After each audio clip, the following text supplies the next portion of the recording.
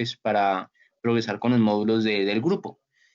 Entonces, estos fueron básicamente los 3 libros de fisiología que consulté. El más completo, digamos, viene siendo el libro del CJSN, que tiene aspectos mucho más moleculares, que no voy a detallar mucho en esta sesión porque pues suelen ser un poco más de, todavía estar mucho estudio, pero sí pues vamos a hablar de bastante a profundidad de las generalidades de fisiología de asa en genes, enfocándonos en el asa gruesa ascendente. Y la continuidad de la sesión van a ser estos ítems, primero las generalidades de la asa, anatomía, morfología, y ya lo que tiene que ver con todo lo que nos confiera la clínica de la patología, los transportes, sistema de regulación del transporte y conclusiones. Entonces, para empezar, el asa de Henle es un tubo en forma de U, en forma de horquilla que ustedes están viendo acá, y esa horquilla va a estar a nivel medular. Esa horquilla va a tener 2 niveles, un nivel que va a ser una rama descendente, que es esta o se suele llamar descendente fino, según el subtipo de nefrona que tenga, y una rama ascendente. Por lógica, todo lo que sube, pues tiene que volver a bajar, lo que baja tiene que volver a subir bajo algún reducto. Y la rama ascendente va a tener 2 porciones, y es una rama ascendente fina y una rama ascendente gruesa, que la rama ascendente gruesa, la última, es la que tiene ya un poco más de utilidad y más estudio, pues les voy adelantando de una vez, es donde se van a hacer acción los diuréticos de asa. Ella tiene entre las múltiples funciones que tiene la Sergile, tiene uno que va a tener la función de conducir del túbulo proximal, contorneado proximal al túbulo contorneado distal. Además, dos, que tiene la capacidad de concentrar la orina, y esa concentración va a ser dependiendo de la longitud de la asa. Entre más larga, pues suele presentar más este fenómeno. Y 3, que va a recibir todo el líquido tubular, pues por todo lo que relaciona con la conducción. Además de que va a presentar fenómenos de configuración de flujo contracorriente en sus ambas ramas. Importante como por cultura general que esta estructura fue nombrada así en honor del científico F.G. J. Henle, que fue el que la vio por primera vez. Adicional a ella, es importante llevarse este mensaje, que ella va a ser un medio esencial para proporcionar un medio osmótico y concentrar la orina. Entonces, 2, anatomía y morfología. El asa va a tener 3 segmentos funcionales diferentes, como ya les había comentado.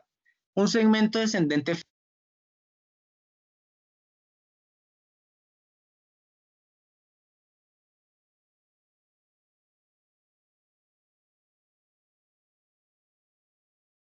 Se te apagó el micrófono.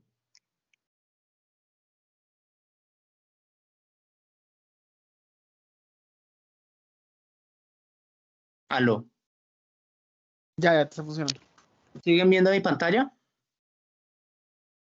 Sí, todavía la estamos viendo, no te preocupes. Ah, listo. Entonces, esperen. Ahora sí. ¿Están viendo lo de anatomía y morfología? Sí. Sí. Listo.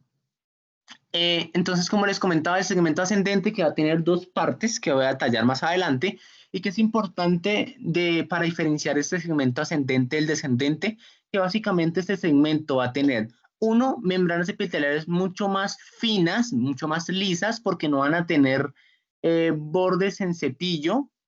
2, suelen tener pocas mitocondrias y pues como yo tengo pocas mitocondrias, por per se voy a tener poca actividad metabólica. Y la cuarta opción a mirar es que para diferenciarlos se han hecho estudios y se suele diferenciar por la presencia de aquaporina 1. He visto que el segmento fino es negativo para aquaporina 1, especialmente en las nefronas de asa corta, mientras que el segmento grueso va a ser positivo para aquaporina 1. Adicionalmente, recordar un poquito de lo básico de fisiología renal, que es que el riñón va a tener 2 poblaciones de nefronas. Una nefrona de asa larga, que van a tener origen en los glomérulos yuxtamedulares, y pues como su nombre lo dice, ya les muestro una imagen, la longitud de esa asa va a ser mucho mayor y va a penetrar mucho más la médula. van a tener glomérulos más profundos en la corteza por su longitud y va a fusionarse con varias asas en varios niveles de la médula interna. Adicionalmente, pues ellas van a presentar la rama ascendente delgada, cosa que no pasa en el otro subtipo de nefronas, que son las de asa corta, que van a originarse en las nefronas superficiales y van a llegar hasta mediocorticales, ni pues por su longitud no van a contar con el segmento ascendente fino o delgado. Entonces, como les he comentado que el segmento ascendente es el que tiene más impacto a nivel de la fisiología y de la utilidad clínica, vamos a arrancar por el segmento descendente fino. Este segmento descendente fino hay que tener en cuenta que va a estar formado por un tubo recto, por dos tubos rectos. Puede estar por un tubo recto proximal S2 o que va a estar en el rayo medular, o un tubo recto S3 que va a estar en la región de la pars recta. Va a ser un poco más externo. Adicionalmente, hay que tener en cuenta que ella va a ser muy permeable al agua y va a tener permeabilidad un poco moderada a los solutos, especialmente la urea y el sodio. Y por último, tener en cuenta que va a tener la función de permitir, mediante mecanismo de difusión simple, que una sustancia o una molécula haga paso a través de sus paredes, sin tantos mecanismos asociados. Importante que a través de ese segmento se va a producir alrededor del 20%, un poco más, un poco menos, dependiendo de la fuente de literatura que ustedes consulten, de la filtración del agua. Como podemos ver en la imagen, que se ve un poco más claro y mucho más esquemático, si vemos primero que todo, las nefronas de asa larga, así ven que van hasta la médula interna, pues por su longitud, mientras que las de asa corta van a ir solo hasta la médula externa.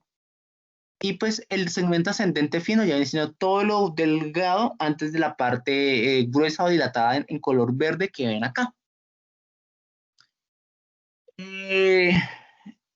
Continuando, el segmento ascendente fino, como les comentaba, es casi impermeable al agua, tiene menor capacidad de reabsorción comparado con el segmento grueso, porque el segmento grueso es donde va a producir casi que toda la reabsorción activa, y no va a tener reabsorción significativa de solutos. Ahora sí, lo que nos compete un poco más viene siendo el segmento ascendente grueso, que va a iniciar a mitad de la rama ascendente, o sea, por ejemplo, tenemos rama descendente, ascendente, la ascendente córtenla por la mitad y la mitad superior viene siendo el segmento grueso. Va a ser casi impermeable al agua, igual que pues, el segmento ascendente, el segmento fino, perdón, y pues ya en sus características va a tener células epiteliales gruesas, va a tener una actividad metabólica elevada, va a presentar reabsorción mediada por mecanismos activos de iones como sodio, cloro, potasio. Adicionalmente se va a encargar de casi el 25% de la reabsorción de todo el filtrado de esos mismos iones. Se ha visto que puede reabsorber otro tipo de iones, magnesio, carbonato, calcio, y eso por ese lado. Entonces, es un poco más esquemático, no está como en muy buena definición. Si vemos como la rama descendente delgada va a estar un poco menos gruesa porque su función es casi que netamente conductora de agua, mientras que yo en la rama ascendente, especialmente la porción gruesa, porque la ascendente fina va a ser igual a la descendente delgada, en esta rama gruesa yo veo cómo aumenta el grosor de esa pared, de ese túbulo, mediado por la presencia de las células epiteliales que van a encargarse de tener todos los mecanismos del borde en cepillo para realizar el intercambio de sustancias. Profundizando un poco más en cuanto al segmento ascendente grueso, como les comentaba, es el lugar donde todo el mundo dice como, no, la furosemida es un diurético de asa, pero pocas personas saben que en verdad el lugar, la diana de este viene siendo el segmento grueso ascendente, y es importante que este segmento va a tener una presencia de la bomba sodio-potasio ATPasa, lo cual va a permitir el intercambio iónico. Adicionalmente, va a presentar membranas vasolaterales de células epiteliales.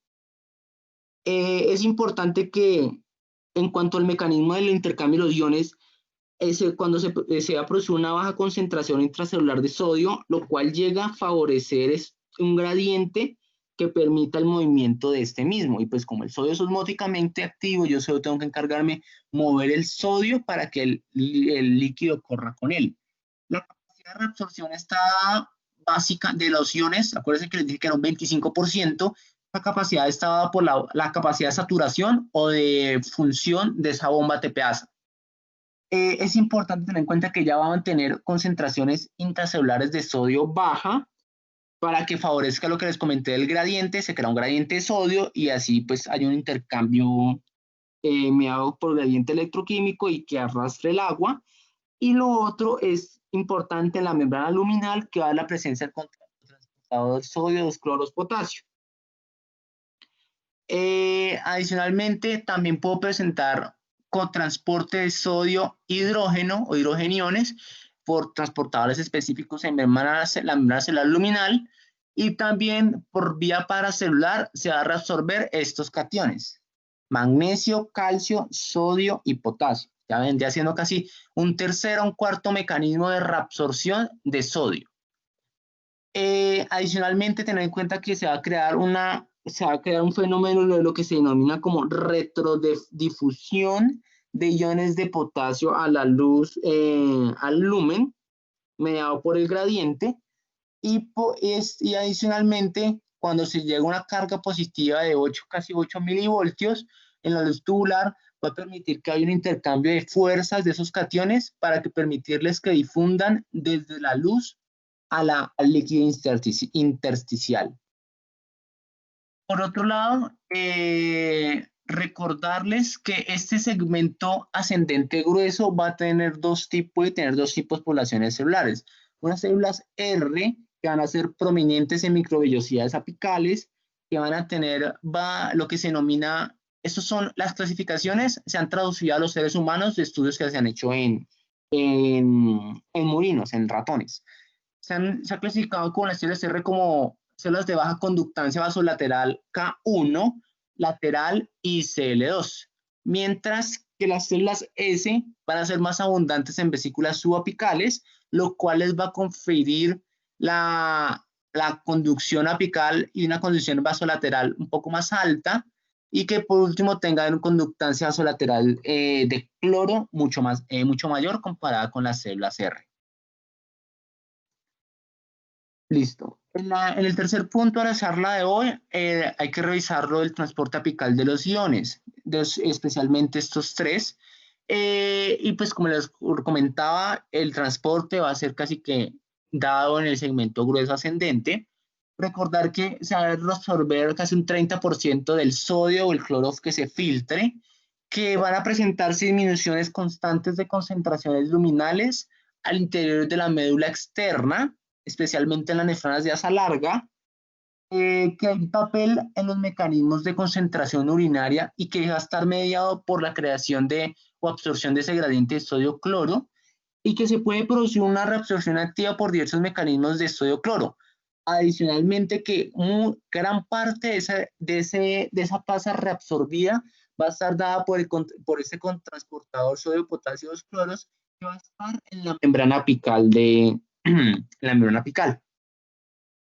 Entonces, ¿cuál es la importancia de este cotransportador?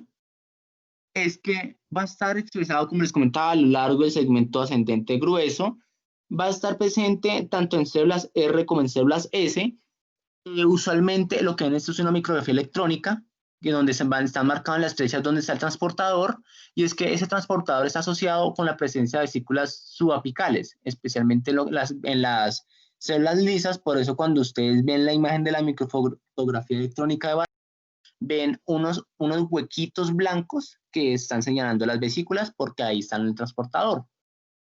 También está relacionado con regulación de tráfico vesicular, está relacionado con expresión en células de la mácula densa como sensor de procesos de regulación, y hay que tener en cuenta que la literatura nos habla que puede presentar 4 exones.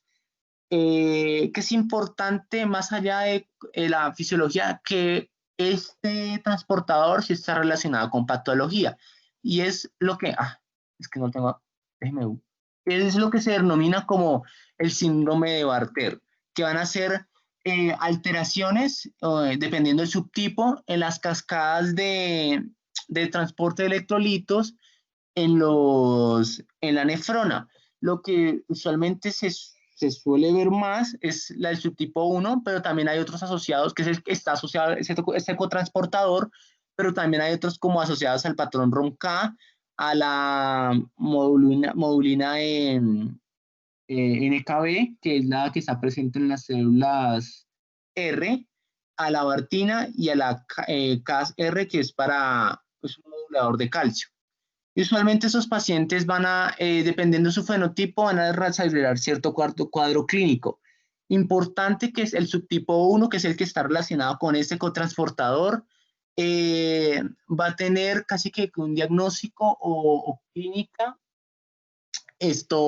antenatal. En la consulta con ginecobstetricia, cuando hagan mediciones de líquido, se pueden ver patrones de alteración de líquido y situaciones similares. Adicionalmente, estos pacientes suelen hacer cuadros de normocalemia y acidosis. Los relacionados con patrón ROMK también puede presentar síndrome antenatal, pero ellos lo que se denominan como los neonatólogos y la literatura es que presentan una hipercalemia transicional del neonato. Y ya los otros, por ejemplo, el patrón de CLS-NK-beta, NKB, no son pacientes que no tienen síndrome de Gitelman. Los pacientes con Bartina pueden presentar sordera, algunos o no pueden presentar nefrocalcinosis, pueden presentar muchas alteraciones del magnesio y falla renal finalmente. Y por último, lo relacionado con el patrón de receptor de calcio, CAS-R, son pacientes que presentan hipocalcemia, ¿sí? Y es un trastorno un poco más autosómico dominante. Retornando un poco, pasamos a al transporte vasolateral, donde vamos a tener que va a estar en función de la bomba sodio-potasio ATPasa vasolateral y que esta bomba va a tener función como son la vía primaria de salida de ese potasio a nivel de la membrana vasolateral en el segmento grueso. También puede presentarse funcionalmente mediante el transportador sodio-potasio 2-cloros, que es el que me va a generar el gradiente de sodio. Y también tengo que tener en cuenta que cuando yo inhibo la bomba sodio-potasio ATPasa, me va a crear va a producir un colapso de potencial a nivel del lumen. Y ese colapso de gradiente va a ser marcado por cargas positivas. También puede presentarse la salida de cloro y esa va a estar mediada por canales de cloro o puede estar mediada por porque estos dos tipos de canales, CLCNKA, que va a estar presente en la membrana apical, la membrana vasolateral, y CLCNKB, membrana vasolateral, y especialmente dentro del segmento grueso.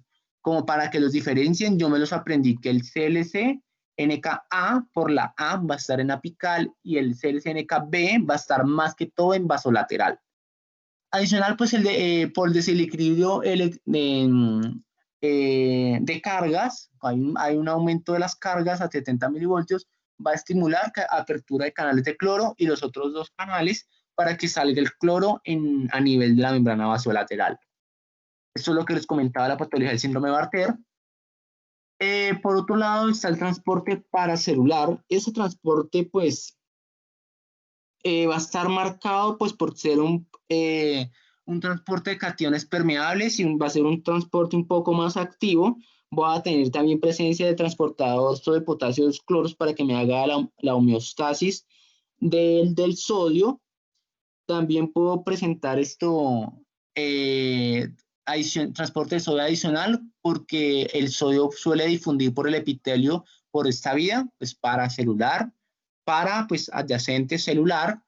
Y lo importante es que se va a presentar un ratio de saturación o de paso de sodio denominado como de 2.0 por este medio. ¿Qué es importante?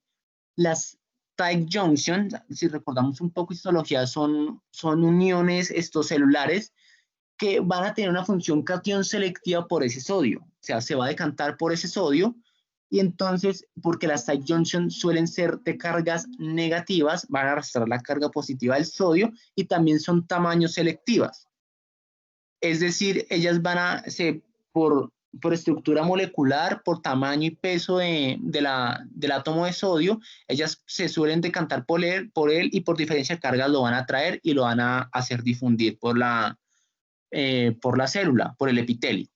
Adicionalmente, ese transporte paracelular mediado por tight junctions suele tener cambios en su expresión. Eso depende usualmente de cada ser humano y qué segmento yo esté evaluando de ese segmento ascendente grueso, y en los cambios de su expresión pues, va a estar muy relacionado con los cambios en su permeabilidad. Si hay poca expresión de esas tight junctions, pues no va a tener mucha permeabilidad por transporte paracelular en este medio. Y también está lo que se denomina como el papel o la función de unas proteínas que se denominan claudinas. Las claudinas son un grupo diverso de muchas proteínas. Las que más se habla en la literatura son la claudina 14, la 16, especialmente la 16 porque va a ser, la claudina 16 va a ser como más lo que se denomina como anión selectiva, lo cual va a hacer que aumente la permeabilidad del sodio sin afectar la permeabilidad de los otros iones, especialmente el sodio. Mientras que la claudina 19 sí va a estar más relacionada con aumentar permeabilidades, pero aumentando la permeabilidad de todos. Es decir, en resumen, la claudina 16 va a tener un papel mucho más sodio selectivo. ¿Y qué se ha visto? Que esas mutaciones de las claudinas va a estar relacionada con patología, lo que se denominan como cuadros de hipomagnesemia, que suelen presentar, pacientes que suelen presentar adicionalmente hipercalciuria, nefrocalcinosis o también en otros escenarios hipermagnesemia, y por eso se han estudiado bastante. Adicionalmente, esas claudinas también suelen ser un poco selectivas por el tamaño, porque las claudinas vienen siendo como proteínas transmembrana y ellas van a actuar pues en conjunto, pues si es una proteína transmembrana y tiene un orificio, pues ella va a permitir solo lo que quepa por ese orificio, juegan bajo esa lógica. Adicionalmente, pues como les comentaba, las claudinas tienen selectividad por cationes en las tight junctions en el segmento grueso, contribuyen a la absorción transepitelial de los tres de sodio, potasio y magnesio, especialmente ayudan mucho más a la homeostasis del sodio. Esa regulación de las claudinas va a estar mediada por la claudina 14. Esa claudina 14 va a interaccionar con la claudina 16, va a hacer una disrupción de selectividad de los cationes en lo que se denomina la barrera paracelular, y va a aumentar la expresión de la claudina 19. Pues como les comentábamos, va a hacer que se aumente la permeabilidad de todas las otras claudinas. De las otras claudinas, no, qué pena, de los otros iones. Y también hay otra claudina que se ha estudiado, que es la claudina 10, que también está relacionada o involucrada con la modulación de la permeabilidad del sodio.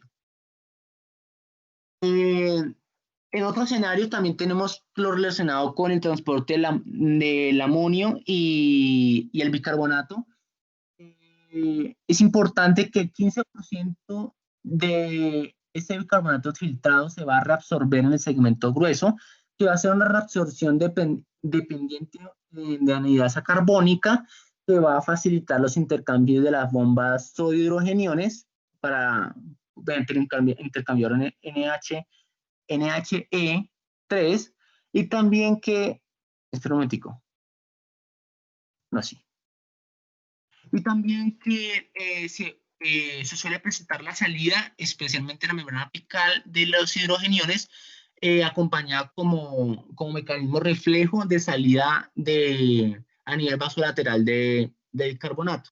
Son muchos mecanismos, especialmente son los enumerados acá, que van a ayudar a la homeostasis de ese bicarbonato, donde yo puedo tener intercambiador de bicarbonato, un cotransportador de potasio bicarbonato, cotransportador de potasio cloro, y ustedes dirán, bueno, pues ¿qué tiene que ver esto con el bicarbonato? Porque pues yo reduzco alguno de estos dos iones que me facilite para hacer intercambio o regulación con el bicarbonato.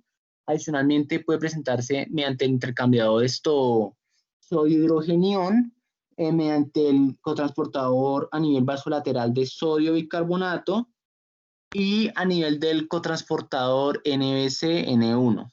Es importante tener en cuenta también que la entrada de ese bicarbonato también se va a producir por membrana vasolateral y que va a estar, o sea, la tasa de reabsorción va a estar regulada mediante el estado de acidosis del paciente. Y o sea, estamos hablando de se reabsorbe un 15%, pero si el paciente tiene fenómenos de acidosis, pues van a estar los transportadores regulados a la alta, mientras que si yo no tengo una alcalosis, pues no me sirve aumentar el bicarbonato, pues porque va a ser un poco más deleterio, entonces va a regular los transportadores a la baja. Por otro lado, está la generación del amonio que se ha producido en este segmento, en el segmento ascendente grueso. Acuérdense que seguimos acá. Es importante que ese amonio va a estar concentrado en el intersticio, va a ser transportado mediante gradientes de baja concentración por los transportadores NH3 a nivel apical. También se puede presentar por transporte de la bomba sodio-potasio cloros. Y ustedes dirán, bueno, pero ¿qué tiene que ver la bomba sodio-potasio cloros con esta otra partícula si son totalmente distintas, ni siquiera está en el nombre? Básicamente se ha visto que el transporte de la bomba sodio-potasio cloros y otros transportadores de potasio, usualmente esa molécula de amonio tiene el mismo ratio o la misma longitud de un potasio. Entonces, por tamaño de cargas de la partícula, el transportador lo suele captar y lo ayuda a facilitar su transporte. Es por eso que entonces llega las otras situaciones, que pacientes que presenten acidosis hipercalémica, los pacientes suelen aumentarse especialmente cuadros de hipoaldosteronismo hiporreninémico, los pacientes aumentarán su excreción urinaria de potasio con reacciones de intercambio de iones y finalmente pues van a estar relacionados al cuadro hipercalémico con la acidosis mediada por este ion. Adicionalmente, como yo les comenté que ese cotransportador de potasio cloros me va a ayudar a transportar esta partícula, se presenta un fenómeno de competencia por ese receptor cuando se produce la absorción. Es decir, el que llegue primero va a ocupar ese receptor y entonces por eso esa competencia va a llevarme al cuadro clínico que les dije anteriormente. Qué pena con ustedes. Se va a producir salida de esta molécula mediante el intercambiador sodio-hidrogenión a nivel vasolateral, porque se ha visto que no es solo sodio-hidrogenión, sino que también tiene una función de canal y intercambiador sodio-amoníaco. Y para finalizar el segmento de regulación ácido-base, pues recordar cómo se va a regular ese segmento. Recordar que pues la homeostasis se va a alcanzar porque yo aumento, secrete una de las dos sustancias. Recordar que se produce poca secreción de estas dos sustancias en el ASA. Importante que por fórmula en química, por cada bicarbonato reabsorbido se va a eliminar un hidrogenión, que alrededor del 10% de la reabsorción del bicarbonato se da en el segmento grueso ascendente. El otro 5% varía según polimorfismos o se ha visto, pero muy leve, que se produzca en el segmento fino, pero casi eso no se da. Adicionalmente que se pueden presentar con transportadores de sodio hidrógeno en la membrana celular luminal, que mediante ayuda paracelular yo voy a reabsorber estos 4 cationes, magnesio, calcio, sodio y potasio, que a veces mediante la reabsorción me permite crear un gradiente de retrodifusión de potasio que me permite arrastrar más cargas, que mediante las cargas pues voy a arrastrar un poco, voy a crear un poco más de fuerzas que me permiten los cationes difundir. Listo.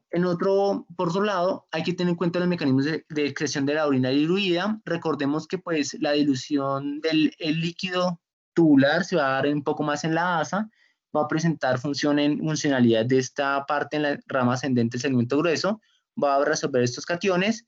Importante que estos segmentos tubulares, es decir, la asa, va a ser casi que impermeable a la actividad de la ADH.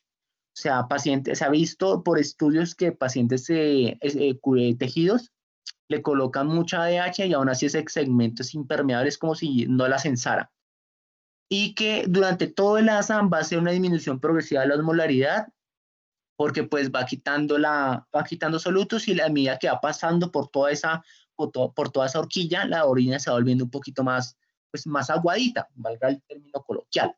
Y que el líquido que va a salir, que va a llegar al túbulo contornado distal, suele ser un líquido un poco más hipoosmótico. Listo. Importante, cómo se va a regular el transporte de esos iones. Y yo lo tengo siempre ver como una balanza. ¿Qué me va a aumentar el transporte y cuáles son las influencias o qué me va a contrarrestar ese transporte? ¿Qué me va a aumentar? Ese transporte es todo lo que me aumente el AMP cíclico intracelular. De lo que se ha visto son todas esas sustancias. De lo que más, para iniciar, la vasopresina, lo que más está estudiada la vasopresina son los receptores B2, la hormona PTH, glucagón, calcitonina, todo lo que el sistema de emulación de activación beta-adrenérgica y la angiotensinina 2. Todos ellos lo que van a hacer es aumentar el calcio, el AMP cíclico, qué pena, y ellos van a hacer una estimulación del transportador sodio-cloro transepitelial.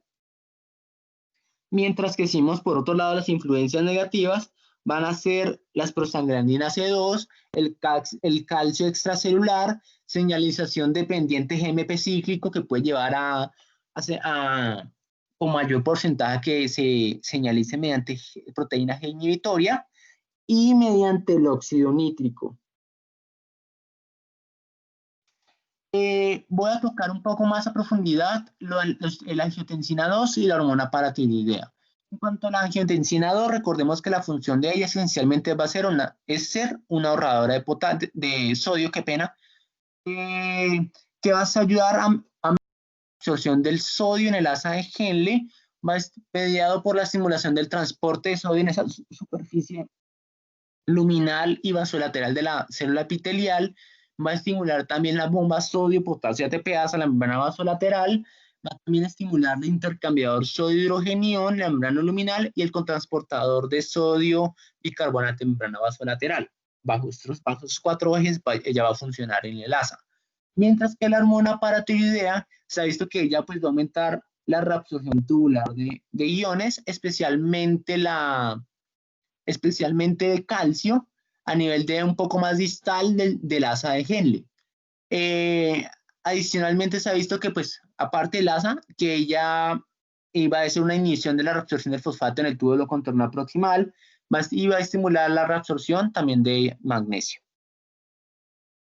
Y por último, las influencias negativas, un poco más de fisiopatología, sería que vamos a tener ellas, lo que describe la literatura es que suelen actuar como en sinergia. Yo tengo prostaglandina E2, qué pena, y calcio extracelular, y ellas, cuando están las dos, son mutuamente potenciadoras de una respuesta inhibitoria. Y esa respuesta inhibitoria va a estar mediada por activación de proteína G inhibitoria, mediado por un complejo de proteínas G en las células del segmento ascendente grueso, y ellas me van a hacer inhibición del transporte a nivel de 2 escenarios.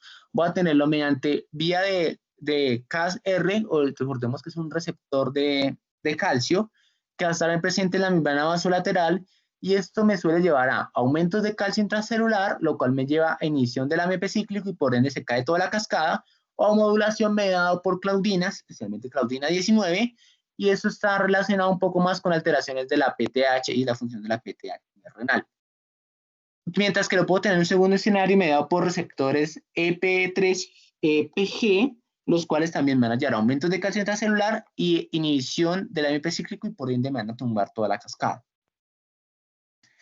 Y por último, está el papel de la uromodulina. Los que estén oyendo, si están un poco más adelante, los que se ha visto más, que uno ve estudios de la uromodulina, está relacionado con IBU, porque va a tener un papel relacionado a nivel inmune. Y recordemos que esta uromodulina es lo que también la misma proteína de Tamm-Horsfall, es la proteína más abundante en toda la vía urinaria. Y la síntesis va a estar por GPI anclada a proteínas de membrana, se suele dar más o presentar más en el segmento proximal del asa de Henle. Se ha visto que tiene un rol un poco inmunomediador, inmunosupresor, y por eso se ha relacionado con esta uromodulina con el papel de la infección de tracto urinario. Y se ha visto que los pacientes que tengan dietas ricas o altas en sal van a presentar un poco más de si la medimos, van a presentar más de esta uromodulina. ¿Cuál es la función de esta uromodulina? Lo que nos compete al transporte de iones es que va a estar relacionado con el tráfico de membrana y la función de la bomba sodio-potasio 2 cloros, que va a ser un factor protector contra la nefrolitiasis, que tiene, como les comentaba, un papel protector contra la ITU, y que dentro de muchas mutaciones que se habla en la literatura, una que es la mutación del gen UMOT, va a estar relacionada con la presencia de enfermedad quística medular y desenlaces renales. Y ya para terminar, las conclusiones, recordemos que pues van a haber unas variaciones estructurales funcionales a lo largo de la asa, que va a haber un rol farmacológico a nivel del segmento grueso del asa con los diuréticos de asa, es muy importante tenerlo en cuenta, que va a haber un rol fundamental del asa en la homeostasis del amonio, el bicarbonato, que va a haber un rol fundamental de la homeostasis de otros iones, no es un porcentaje tan significativo comparado con otros segmentos a nivel de la nefrona, pero pues es un papel elemental, y que vas a producir una homeostasis de agua que va a estar dada principalmente por el segmento descendente. Es el que se va a encargar, va a tener la coporina y se va a encargar de hacer el intercambio, mantener la permeabilidad de ese agua y concentrar la orina y diluir la orina. Y eso sería todo. No sé si tienen alguna duda, preguntas, o la doctora quiere hacer alguna intervención, una aclaración. Buenas noches a todos. ¿Me escuchan? Sí, señora. Bueno, yo creo que Sí, de las doctora. cosas importantes, o sea, ya vimos que el túbulo proximal era un túbulo que reabsorbía habitualmente agua y sodio y cierta cantidad de cloro y carbonato, y que era metabólicamente muy activo. De las cosas que caracterizan al asa de Henle son tres: su capacidad en el mecanismo de concentración y dilución de la orina con el mecanismo contracorriente, que por eso tiene una permeabilidad selectiva de agua. Si ustedes ven, en la rama descendente es muy permeable al agua, pero en las ocoporinas la rama ascendente no lo es, y por eso la orina llega isotónica del túbulo proximal, que reabsorbe agua y solutos en la misma concentración, y cuando sale de la rama descendente del asa de Henle, sacó todo el agua y la tonicidad cambia, y cuando vuelve y sube a la rama ascendente del asa de Henle, pues ahí se absorben los solutos y se pasan al intersticio. Entonces, el asa tiene varias funciones: concentrar la orina casi que hasta 600 miliosmoles, sin la tonicidad de la médula, o sea, con el mecanismo de la diferencia de la permeabilidad al agua del asa de Henle más la hipertonicidad de la médula, es que logra concentrar hasta 1200 miliosmoles por litro la orina. Más de eso los seres humanos no podemos concentrar. Entonces, como ella se encarga tanto de la dilución, de la dilución o concentración de la orina, una de las cosas que pasa cuando el asa de Henle se daña es la poliuria, pues porque no hay quien concentre. Entonces, esos niños, esos síndromes de Bartel, de Gitelman, suelen tener como una de las características la poliuria. Incluso esos niños, como algunos lo hacen de neonatos, tienen polidramnios. ¿Listo? 2, el asa de Henle se encarga muchísimo de la regulación del magnesio, que casi que es el que reabsorbe el 50% del magnesio. Entonces, cuando uno tiene hipomagnesemias severas con hipocalemias y poliuria, tiene que pensar en que el asa está dañada. ¿Listo? Esas tres claves de solo conocer la fisiología le ayudan a pensar a uno que el asa de Henle no funciona bien. Es el paciente hipomagnesémico, hipocalémico, que habitualmente tiene alcalosis metabólica, pues porque no solamente se encarga de la reabsorción de bicarbonato, sino que el asa debe reabsorber amonio, y cuando está dañada no reabsorbe el amonio, entonces hay alcalosis metabólica, porque el asa debe absorber el amonio para pasarla al intersticio para concentrar la médula. Al igual que digamos que la vasopresina sirve por allá en el túbulo distal, pero la vasopresina también ayuda a que se absorba urea, y la urea concentra la médula, ¿sí? Entonces, esas claves como diagnósticas siempre las debemos tener en cuenta. Recordar que la reabsorción de calcio en el asa Denle no está dada por un transportador en especial, sino que está dada vía paracelular, y que efectivamente la rama ascendente del asa Denle, que es la que tiene el transportador sodio 2-cloropotasio, que es el sitio de acción de la furosemida, requiere de los canales ROM-K, que yo creo que tú los tienes en la foto, no sé si de pronto puedes poner esa grafiquita otra vez. Esos canales de ROM-K son los que van a permitir que el potasio salga a la luz y que efectivamente esa bomba sodio-potasio 2-cloro no funciona si no hay 2 cloros, si no hay sodio y si no hay potasio. Y el ROM-K es el encargado de sacar ese potasio a la luz tubular para que el canal sea funcional. Voy a compartir pantalla. No sé si ya ven la imagen. Sí, doctora. Sí, doctora. Listo, entonces esta bomba no funciona si no hay potasio en la luz. Y ese potasio a la luz lo lleva el ROM-K.